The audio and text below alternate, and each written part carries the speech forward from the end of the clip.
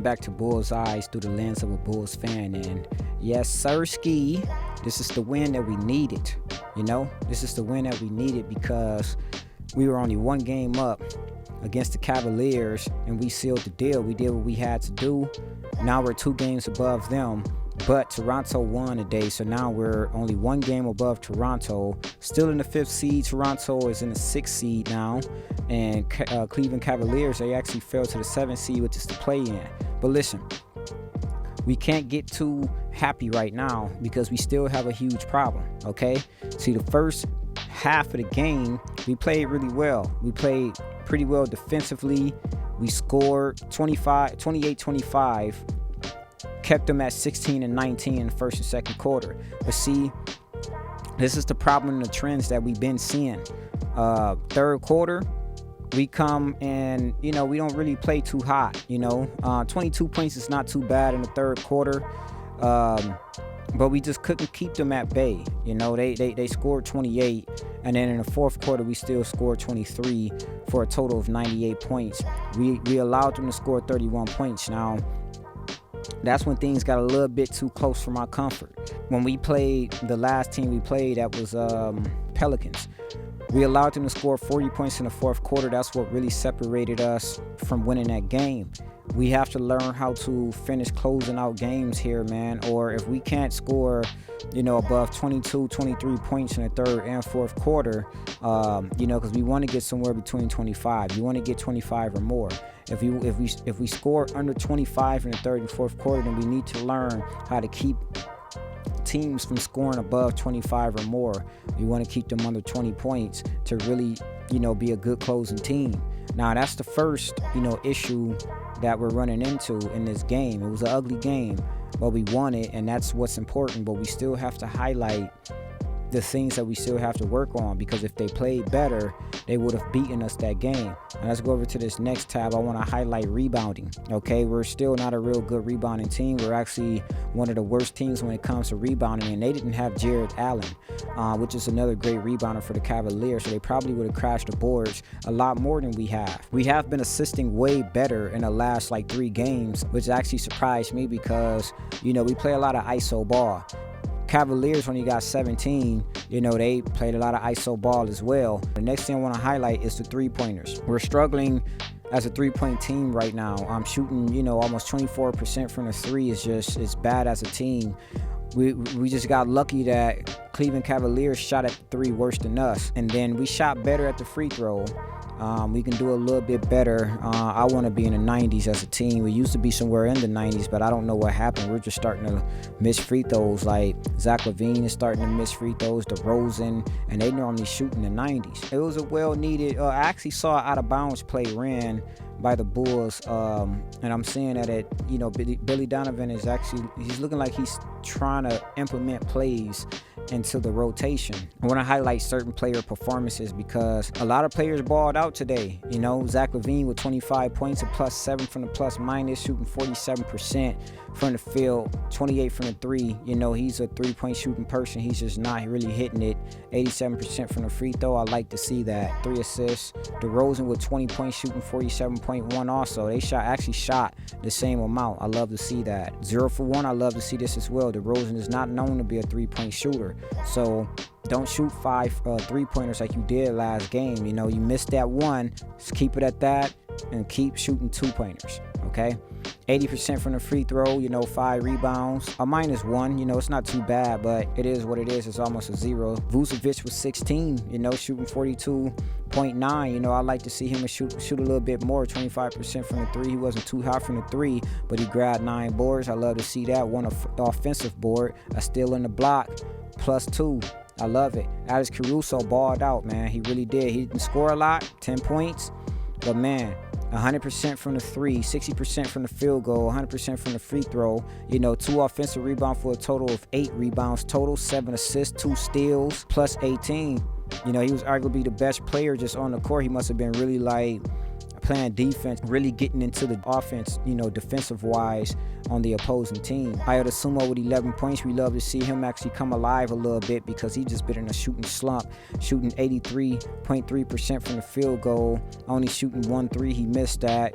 He shot 1 free throw. It must have been a technical or something. No, it's an and one, most likely. But he made that. 5 assists. We love to see that as well with a +2. Kobe White, 0 points. My guy, what's happening? 0 from 3 from the field. I'm glad he just stopped at 3 points because, man, he was cold tonight. He got a -8 only. I don't know. I mean, he got one still, but that's crazy, a -8. And then the rest of the people we're not really going to highlight. I do want to look at Patrick Williams, 14 minutes, 4 points from the field. I'm going to need this man to start really, contributing offensively or start doing something defensively. They don't show everything on the box score, but it's, 0 steals, no blocks. You're known for the defensive side of things, man. Let's get right to it, man. I need you to do your thing. Tristan Thompson only played 12 minutes, but he played 12 great minutes, 50% from the field, +3. You know what I mean?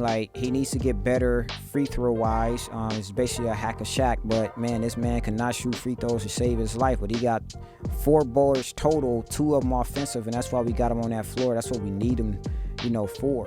We need him to get down on that floor, man, and just really get those offensive rebounds. So Markkanen with 14. We know Markkanen only have about 14 points. Shooting 38%, 14 from the 3. That's the old Markkanen we know. Now listen, this is great stuff because now we won this game. We're at 2 games above the play-in. 7th seed. Cavaliers dropped to the play-in. Toronto, they won the game today, so they moved up from 7th to 6th. Now we're only a game above them, and listen, we need to go and we need to continue to win. Next, we got the Knicks next. Monday, we've been beating the Knicks, I think the Knicks only beat us the first game, and we won the rest of them, so I got us, it's an away game. We don't really play really well away, but I got us winning this game. We've been beating them a lot. I got us beating them again this time. We take a look at the Knicks right now. They're in 11th. They won 2. They're 6-4 in their last 10, so they're starting to win a little bit more. They're 5 games from the 10th. I don't know, but I got us beating them, man. Because looking at the conference, they only 17-27. Home games they're 15-21, so they don't really play well home either. In the division they only 4-10. So I got us winning against the Knicks. We're gonna seal this deal, man. And then the Wizards, I got us beating the Wizards as well. They're in a slump, 2-8 for their last 10. We're 4-6 in our last 10, so we starting to wake up a little bit. I got us beating the Wizards, man. That next game, and then you already know it's, the Clippers. I don't know, man. I haven't really been watching the Clippers this year. Clippers could surprise us. They could, I don't know, man. I mean, they're 2-8 in their last 10. If you go to division conference, they 21-26. 7-7 in the division. 20-16 home. On the road they're just bad. I think they're worse than us on the road. We're 17-21 on the road. So, and this game is in Chicago. So I got us winning this game versus the Clippers as well, on the simple fact that Clippers are only 11-24 on the road. They're not a good road team. They're 2-8 in their last 10. They're on a 5-game losing streak. So they probably will win their next game, and then they'll come and play us and lose that one. So I got us winning the next 3 games. I got us beating Knicks. I got us beating Wizards. I got us beating Clippers. That'll put us up at 35 games won total on the year of 45. And I think that'll really secure us and separate us from 5th and 6th, and even going to the 7th. So I think that'll really secure us in this 5th seed. I mean, the Heat, they on a lose. They lost 4 in a row, so they may drop a little bit. If they stay on this losing streak, the Heat can possibly drop to, let's see, we're 3.5 games from them. If we win these 3 games, and let's say they lose 3, we'll only be a half game. The Heat can drop to 4th, and that'll be kind of scary for us because, wait a minute, Celtics just moved to the 3rd. Oh, snap.